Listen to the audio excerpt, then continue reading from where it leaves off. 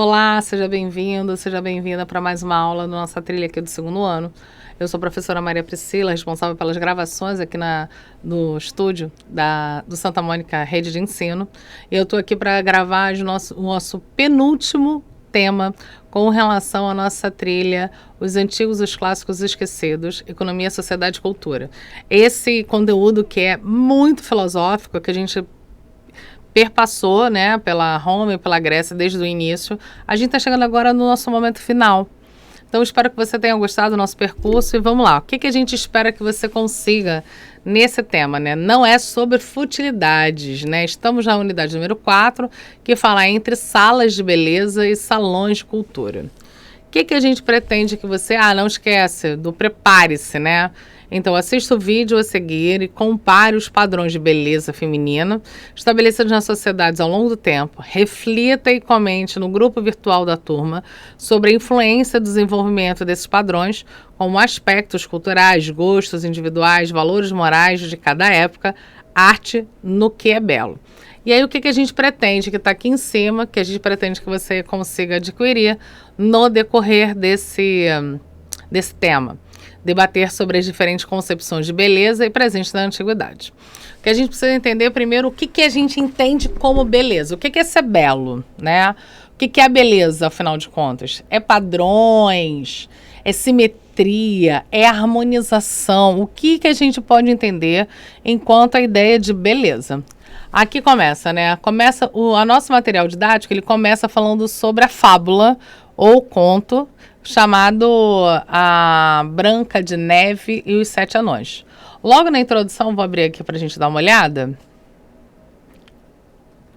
E aí a gente tem umas perguntas bem pertinentes para a gente poder pensar. Então, começa aqui, né, pela imagem do conto de fadas, né? Um antigo conto relata a história da rainha de um reino muito distante que possui... E ela pergunta para o espelho, né? Espelho, espelho meu, há alguém mais bela do que eu? E o espelho sempre respondia que era ela, até que em determinado momento ele diz que é a Branca de Neve. Uma das coisas que é importante da gente compreender é, mas como o espelho sabia que era mais bela? Qual o padrão, né, estabelecido para dizer que uma é mais bela do que a outra? Qual o conceito ele aplicava para identificar essa característica entre mulheres do reino? Mais altas, mais baixas, magras, ruivas, louras, morenas, olhos azuis, olhos negros. O que se considerava, então, como um recorte para a gente falar sobre beleza? Podemos imaginar a fúria da rainha ao descobrir que perdeu seu primeiro lugar no ranking entre as mulheres mais belas do reino, mas ainda assim precisamos compreender qual a definição utilizada pelo objeto. Que tipo de beleza é essa? Qual é a beleza que a gente está falando, afinal de contas, né? Então, aqui a gente já viu, né? Eu já botei lá no nosso material. Vou continuar aqui. Olha aqui. Os padrões de beleza, e é isso que a gente precisa lembrar. Padrão de beleza se altera com o passar do tempo. Ele não acaba sendo um padrão estabelecido e fixo, né, pelas eras. Ao longo do tempo, porque a ideia daquilo que é belo também muda. Mas, apesar das transformações, podemos notar que as sociedades antigas, principalmente as da Grécia e de Roma, influenciaram as percepções contemporâneas sobre o que pode ser visto como belo. Veremos que o físico atlético, por exemplo, já era bastante valorizado na Grécia Antiga, por estar alinhado aos valores tradicionais como alimentação e exercício físico. Então já tinha uma associação entre ser esbelto, forte, né, e ter um corpo atlético. O espelho da rainha provavelmente aplicava algum conceito de beleza para criar um padrão estético, porque ele precisa de um padrão para poder falar o que é considerado como bonito ou não. Por exemplo, para definir uma obra de arte, é belo ou não, mobilizamos para a nossa visão de mundo fatores culturais, conhecimento sobre esses ensinados desde criança. Mas você sabia que parte disso, dessas ideias desenvolvidas pelas sociedades clássicas, e aí a gente vai começar a problematizar isso um pouco mais. Belo é conter um homem injusto, ou ao menos não participar da sua injustiça. E aí eu já estou indo para um outro patamar de beleza, né? Desejo é justificado como... o desejo é justificado quando inspira as belas coisas sem excesso. A beleza do corpo é animalesca, se não for dignificada pelo o entendimento. Ou seja, não adianta o indivíduo ser belo ou bela. Não adianta ter uma beleza física. Não adianta ter um corpo escultural. Se ele não traz outros elementos de esfera, né, de personalidade, de valores, o indivíduo perde o entendimento da beleza. Força e beleza são os bens da juventude. A prudência é a flor da velhice. E a partir disso, tem uma tarefa aqui que eu já deixei lá no material destacado para vocês aqui, ó. Vou avançar aqui, ó. Já deixei a citação para vocês terem o material e para vocês fazerem aquela pergunta. Vou voltar. Para Demócrito, então aqui eu já deixei essas questões aqui, que é para você lembrar, para você poder se debruçar e pensar a partir do entendimento grego o que é beleza. Para Demócrito, a noção de belo está relacionada somente a fatores estéticos. Ao falar especificamente em beleza, o que Demócrito se refere? Explique. Então, aqui é a tarefa para vocês fazerem, para vocês poderem se debruçar. E aí, quando a gente vai falar sobre as dimensões do que é belo, você já parou para pensar de onde tiramos parâmetros para definir o que é belo? Seria algo que agrada esteticamente ou alguns aspectos atrás da influência das coisas e das percepções? Para os gregos antigos, a noção de belo tinha um valor moral e ideológico. Não adianta ter beleza física somente. Precisava ter um quê a mais, um valor que atribuísse ao indivíduo beleza de fato. Então a gente olha lá, que não se separava da virtude. As afirmações de Demócrito revelam que o belo, naquele contexto, é identificado como justiça, não a aceitação da injustiça. O comedimento, a boa medida, a reflexão, o bom entendimento e o divino.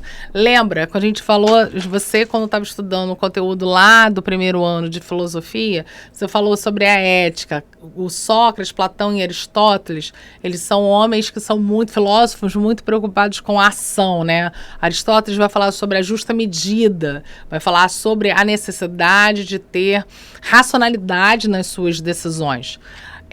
Sócrates vai pensar sobre a importância das ações éticas, e isso ele está falando dessa efervescência desse momento. Então, o indivíduo não adianta ele só ter uma beleza física, se ele não tem valores que embasam, né, essa beleza exterior.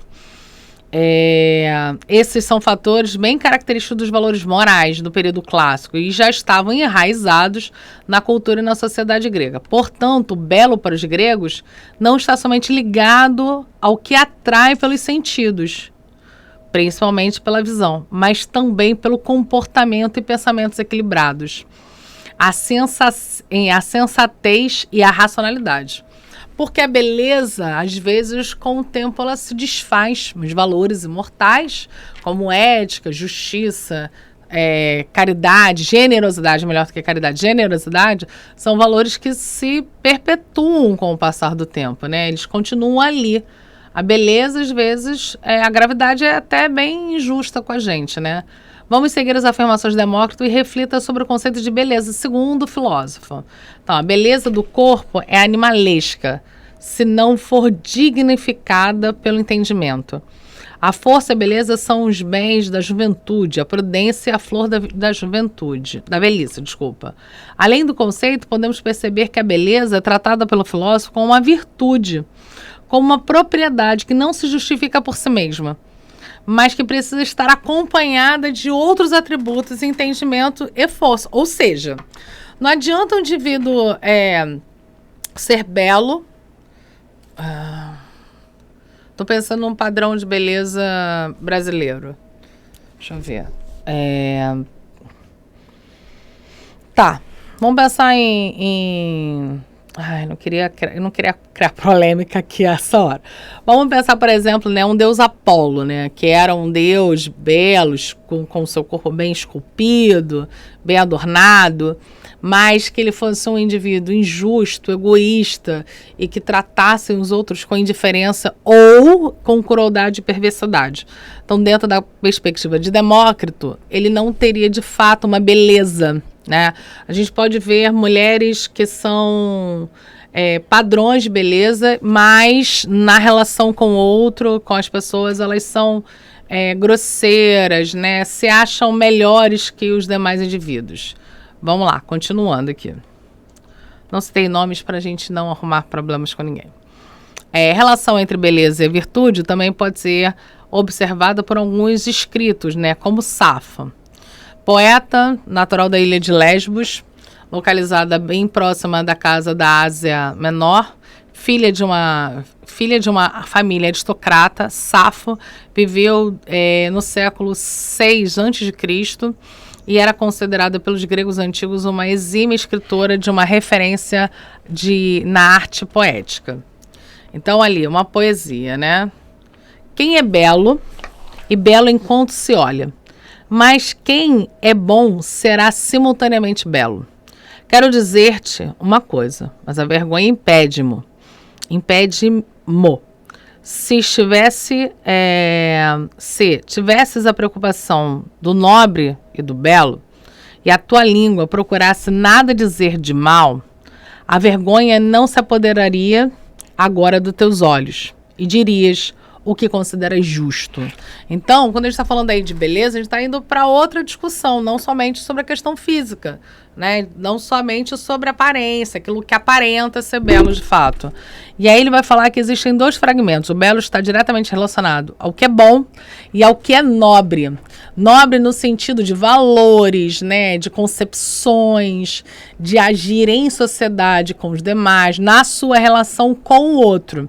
Outro fragmento de Safo, né? Observamos que as considerações sobre o belo e a beleza não são sempre fáceis. Afinal, se é belo e a beleza devem ser equilibrados e comedidos, harmoniosos e sem excesso, os sentimentos que despertam nem sempre o são. A atração que exerce, que produz esses dilemas e conflitos. E a gente vai para mais um poema aqui, ó. O que de mais belo há sobre a terra negra, dizem alguns que é um esquadrão de cavalaria, outros de infantaria, outros ainda uma esquadra de navios. Para mim, é aquilo. A que cada um está preso pelo coração. Fazer com que isto seja, de todos os entendimentos, é o que há de mais fácil, na verdade. Helena, que em beleza todos muito suplantava, abandonou o mais excelente dos maridos, dos homens, para a Troia e navegou, esquecida da filha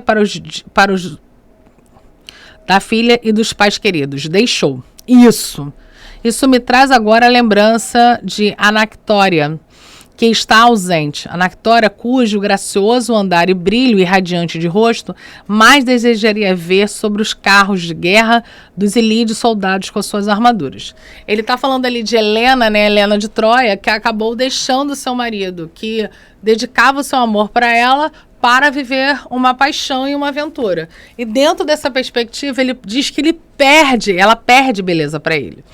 Eu vou avançar aqui mais um pouquinho.